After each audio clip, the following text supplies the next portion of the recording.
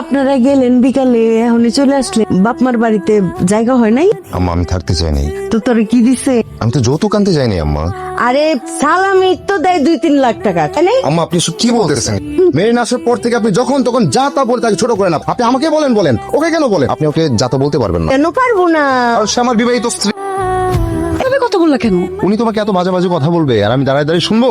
কি হয়েছে? উনি তো তোমার আম্মা, তাই না? মেরিন তুমি আমার বিবাহিত স্ত্রী, কোনো কারণ ছাড়া তোমাকে কেউ অপমান করবে আর আমি এটা চুপচাপ শুনবো? কি ভাঙছো? আম্মা তো ওকে মেরে ফেলবে। মেরে ফেলবো? করো না কিছু একটা, আমি তো ভেঙে ফেলবো। এই তোমার সমস্যা তুমি সব করেছো।